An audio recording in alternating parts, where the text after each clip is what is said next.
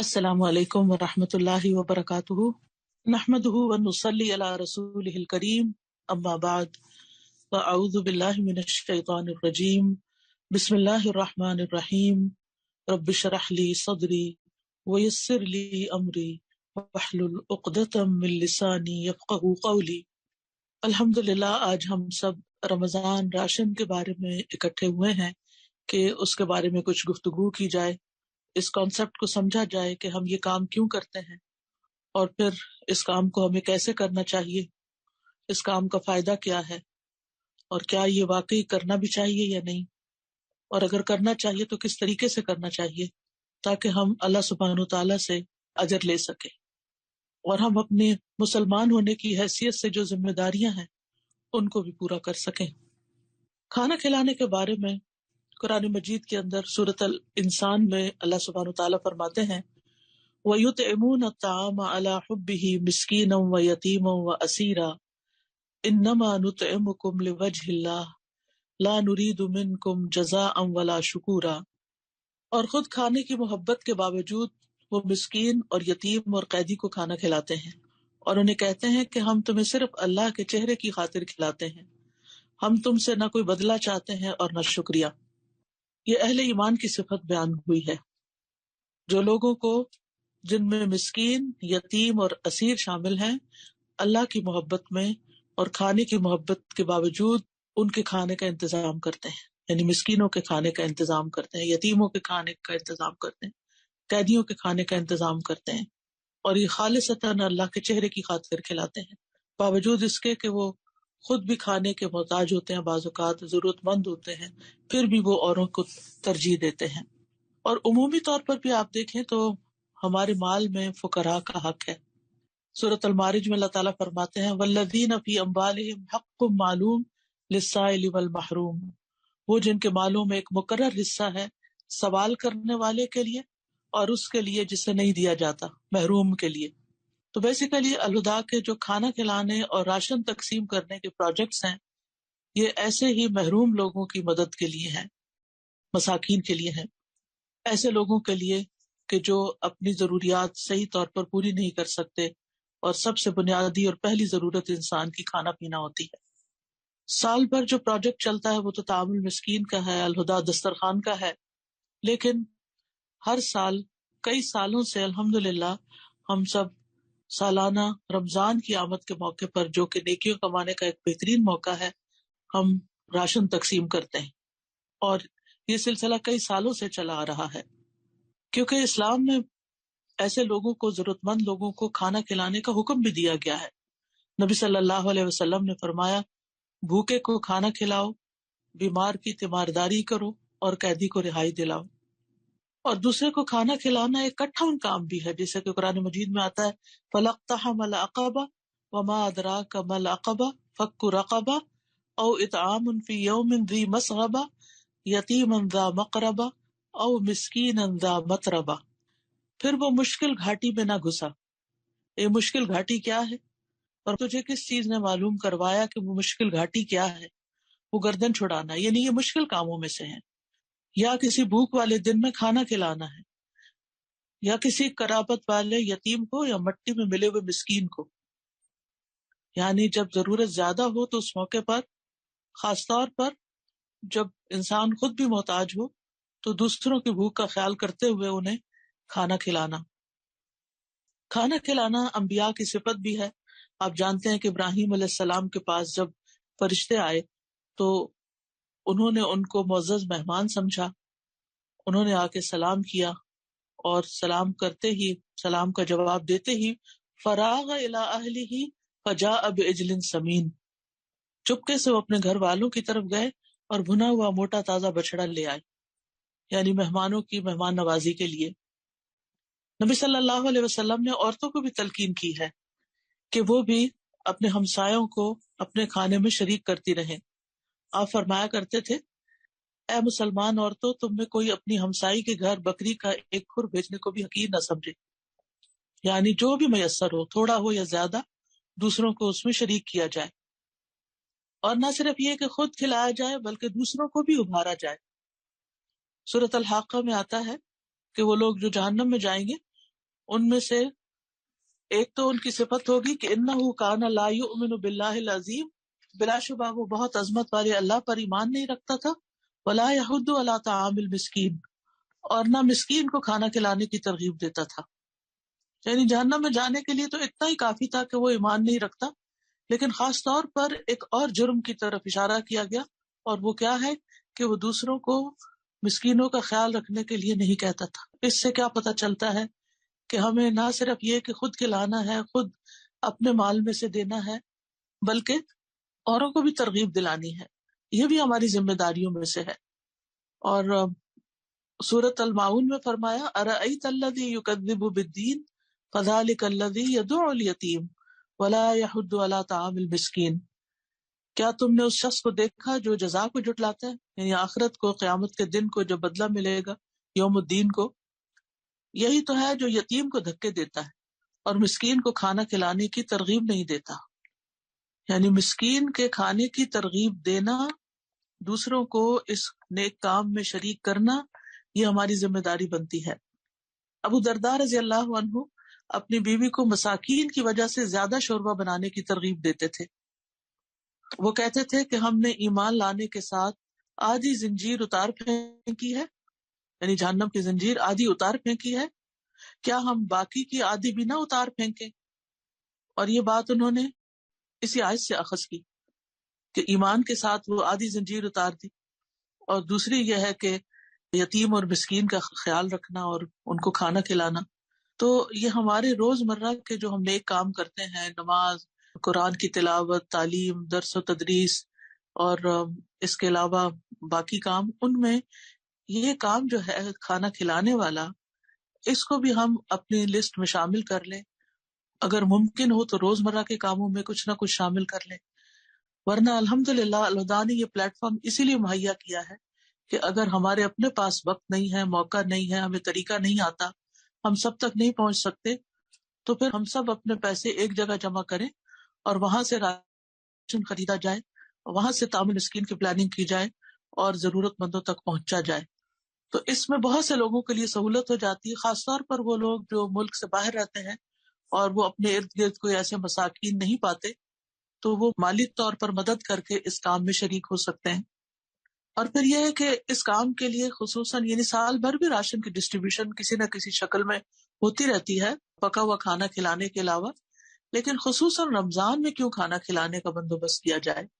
اس لیے کہ سبھی لوگ روزہ رکھتے ہیں بحیثیت مسلمان کے، تو عموماً یہ ہوتا ہے کہ افطار پارٹیاں ہوتی ہیں، جو تو کھاتے پیتے لوگ ہیں وہ مل کے اور زیادہ اسراف شروع کر دیتے ہیں، اور زیادہ کھانا بننے لگتا ہے گھروں میں، عام روٹین سے زیادہ مزے مزے کے کھانے بنتے ہیں اور پھر وہ دوسروں کو بھی کھلائے جاتے ہیں، لیکن مساکین پھر محروم رہ جاتے ہیں.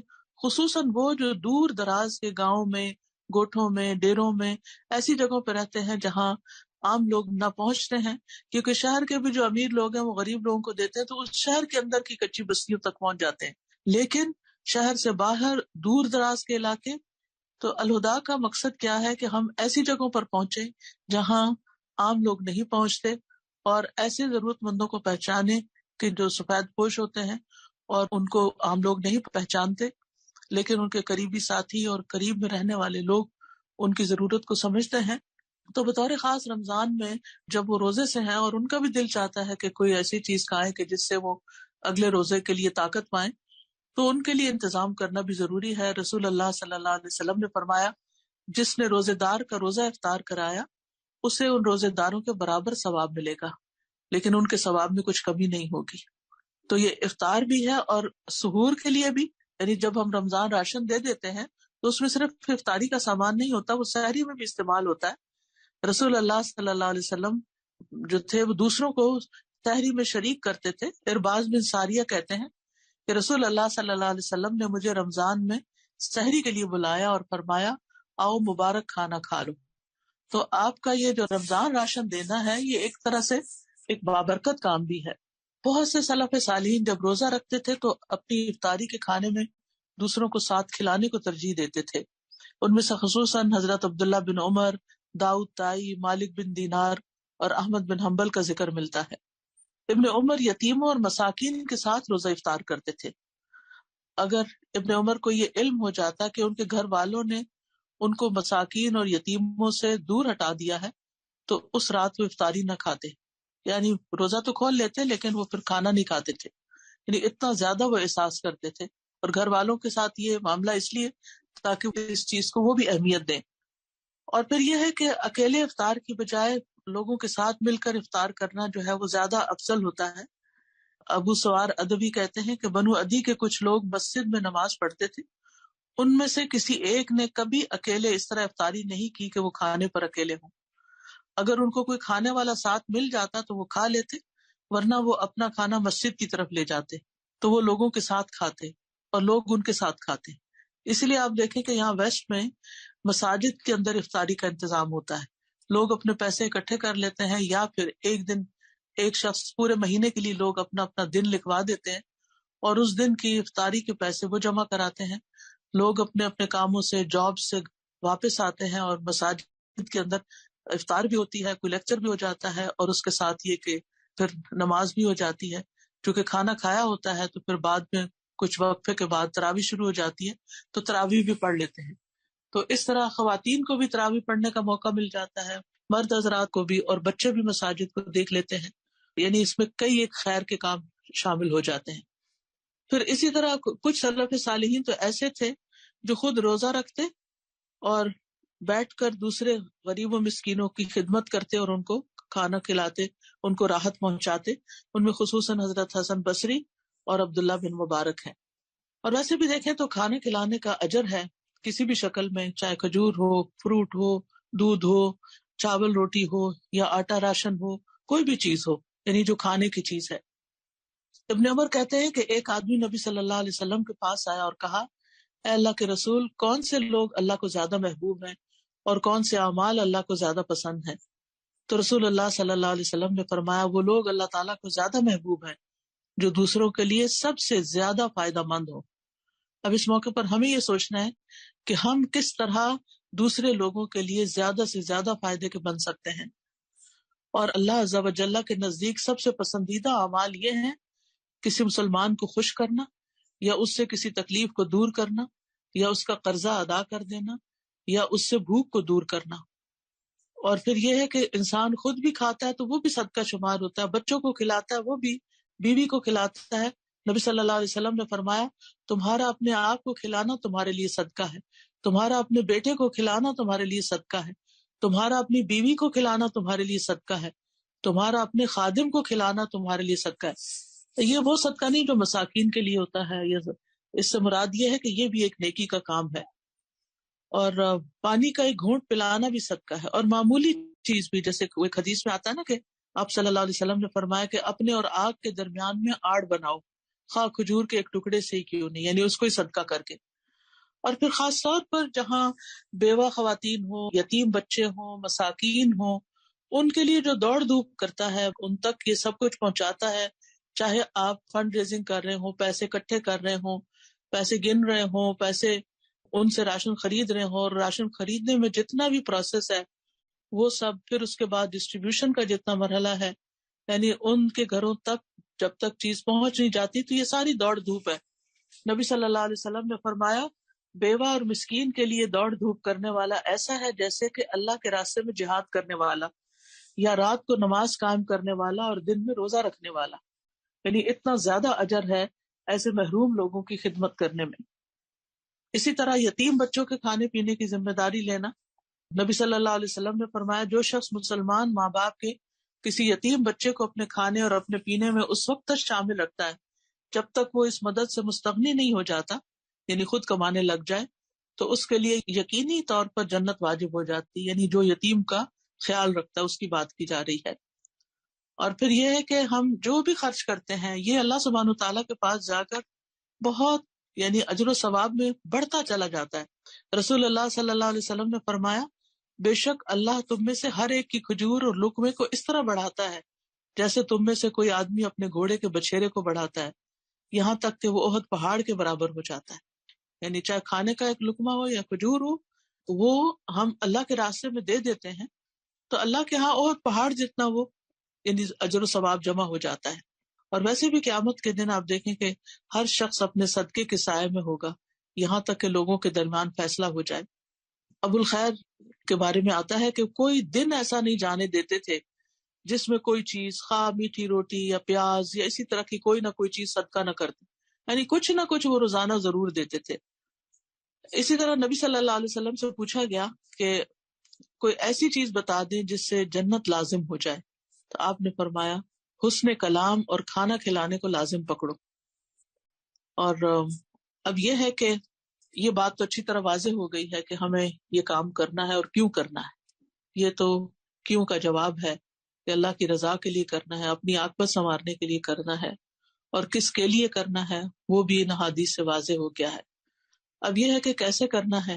ایک تو یہ ہے کہ آپ اپنے انڈیویجول لیول پر، انفرادی طور پر، اپنے گھروں میں، اپنے آس پاس محلے میں، اپنے نیبرز میں، اپنے قریبی کسی بستی میں ضرورت مندوں کو دیکھیں، وہاں پر آپ اس چیز کو پہنچائیں۔ دوسرا یہ ہے کہ وہ لوگ جو آپ کے قریب نہیں ہیں، دور ہیں، وہ آپ تک نہیں پہنچ سکتے، آپ خود ان تک نہیں پہنچ سکتے، تو ان کے لیے بھی راشن کا انتظام کریں۔ اور اسی مقصد کے لیے الہدا کے پلیٹ فارم پر رمضان راشن کا اہتمام کیا جاتا ہے، اور ایسے لوگ جو مستحق ہیں، جس فقراء ہیں، محتاج ہیں، ان تک پھر یہ راشن پہنچایا جاتا ہے۔ اس کے لیے ایک تو یہ ہے کہ آپ کھانے پینے کی چیزیں لا کر اکٹھی کر دیں، اور پھر کوئی ٹیم بیٹھے ان کو سارٹ آؤٹ کرے، اور پھر وہ اٹھائے اور پھر ٹرانسپورٹ کرے اور لے جائے، تو یہ بہت مشکل کام ہے۔ اور دوسرا یہ ہے کہ آپ پیسے جمع کروائیں، اور ان پیسوں سے ایک جگہ پر راشن خریدا جائے۔ جب اکٹھا خریدا جاتا ہے تو وہ سستا بھی ہوتا ہے، اور پھر وہاں ایک سسٹمیٹک طریقے سے اس کو پیک کروایا جائے۔ جیسے پچھلے دنوں آپ نے دیکھا ہوگا تصویروں میں، جو افغانستان میں سامان بھجوایا گیا ہے، وہ کتنے سسٹمیٹک طریقے سے پیک ہوا اور وہ وہاں تک پہنچایا گیا۔ تو اسی طرح پھر اس کے پیک بنوا کے لوگوں تک پہنچا دیا جائے۔ تو اس کے لیے ضرورت اس بات کی ہے کہ پھر فنڈ ریزنگ کی جائے۔ فنڈ ریزنگ کے لیے ایک تو یہ کہ ہم اپنے ذاتی مال میں سے کچھ دیں، اس میں سے زیادہ سے زیادہ جمع کر لیں، جتنا بھی کوئی دے سکتا ہے۔ ایک بیگ، اگر ایک بھی نہیں تو اپنے مثلاً آپ گھر کے 5 افراد ہیں تو ہر ایک کی طرف سے اگر 1,000 روپیہ جمع ہو تو 5,000 کا ایک بیگ آ جائے گا۔ اگر آپ میں سے ہر ایک اپنے گھر والوں میں سے ہر بندے کی طرف سے ایک بیگ کو اسپانسر کریں تو وہ بھی ہو سکتا ہے، اگر اللہ نے آپ کو اس کی توفیق دی۔ پھر اگر اللہ تعالیٰ نے آپ کو اس سے آگے کی توفیق دی ہے کہ اپنے والدین کی طرف سے جو زندہ ہے یا فوت ہو چکے ہیں ان کی طرف سے صدقہ کریں۔ پھر آپ یہ کہ آپ ایک نیت یہ کر لیں کہ جتنے بھی آپ کی فیملی کے جو عزیز پیارے فوت ہو چکے ہیں ان سب کے ثواب کے لیے ایک بیگ دے دیں۔ تو اس طرح کر کے یعنی کہ اگر ہر فیملی خود بھی اور پھر اپنے رشتہ داروں کو بھی موٹیویٹ کر کے بہت ایک ڈگنیفائڈ وے میں، بہت اچھے طریقے سے، کیونکہ دوسروں کو بھی تلقین کرنا اور ان کو بھی ابھارنا ضروری ہے۔ تو انشاءاللہ جب آپ یہ کام کریں گے تو اللہ سبحانہ تعالیٰ آپ کو اس کی جزا دے گا۔ جی استاذہ جی، اگر میں نے 50-100 بیگ ایک دکان سے خریدنے ہیں تو اس میں بس دکان سے خریدا، بٹ گیا، ختم۔ الہدا جو مزید جو ایکسپینسز کرتا ہے، مثال کے طور پر اس پہ جو ہیومن ریسورس لگتا ہے، اس کی ٹرانسپورٹیشن کہاں کہاں سے پہنچا رہے ہوتے ہیں، لیبر، ڈسٹریبیوشن کے لیے ٹیمز جاتی ہیں، ان کو ریسیونگ لینی ہوتی ہے، انڈیویجول ریسیونگ ہر پرسن کی لے کے آتے ہیں، اس کے لیے پیپر، اس کے لیے جو کچھ بھی چیزیں لگتی ہیں، مٹیریل، اور سب سے بڑھ کے ہمارے ٹیکسز۔ پاکستان میں عام دکانوں سے جب ہم خرید رہے ہوتے ہیں، مجھے نہیں پتا کیا ٹیکسز کا، یہاں پہ تو بہت ہی، مجھے نہیں لگتا کہ ٹیکسز دیے جاتے ہوں گے یا کیا ہے طریقہ کار۔ ہم ایز این الہدا آرگنائزیشن ہمیں پورے ٹیکسز دینے ہوتے ہیں، اور جس کی ایک کافی بڑا فرق آ جاتا ہے ایک عام دکان سے خریدنے میں اور ایک اس پروسیس سے خریدنے میں۔ تو یہ چیز اسٹاف کو بھی پتہ ہونی چاہیے کہ بہت سی ایڈیشنل چیز ہوتی ہے آرگنائزیشن لیول پہ کام کرنا اور ایک ذاتی گھریلو لیول کے اوپر کام کرنے میں۔ جی، بات یہ ہے نا کہ لوگوں کو یہ بتانا ضروری ہے۔ آپ محلے کی دکان سے خرید کے محلے کے غریب کو دے دیں، یہ تو سستا پڑے گا، لیکن اگر آپ سندھ کے کسی دور دراز گاؤں میں تقسیم کرنا چاہتے ہیں تو اس کاسٹ میں تو نہیں تقسیم ہوگا جو آپ اپنے محلے کے اندر کر رہے ہیں۔ تو کیا ان تک نہیں پہنچایا جائے گا جو دور دراز مساکین ہیں، یعنی جن تک پہنچنا بھی ضروری ہے اور وہ خود ہم تک نہیں پہنچ سکتے؟ تو یہ بات سب کو معلوم ہونی چاہیے، ورنہ اپنے ہی ساتھی شک کرنے لگتے ہیں کہ شاید الہدا اپنے پاس پیسے رکھ لیتا ہے اور مہنگی چیزیں خریدتا ہے. تو یہ آپ نے بہت اچھا کیا کہ ٹیکس کا بھی بتایا کہ ٹیکس بھی پڑتا ہے، اور اس کے ساتھ یہ کہ ٹرانسپورٹیشن کی کاسٹ ہوتی ہے، اور دیگر جو لوگ اس کام پہ لگے ہوئے ہوتے ہیں ان کی تنخواہیں اور لیبر کا خرچہ بھی ہوتا ہے. تو یہ ساری چیزیں مل کے اس پیکج کو اناؤنس کیا جاتا ہے. اللہ تعالیٰ آپ سب کو جزائے خیر عطا کرے اور ہمارے اس کام میں برکت ڈالے، اور حقیقت میں جو مستحق لوگ ہیں ان تک ہم پہنچ سکیں. سبحانک اللہم و بحمدک، اشہد ان لا الہ الا انت، استغفرک و اتوب الیک. السلام علیکم و رحمۃ اللہ وبرکاتہ.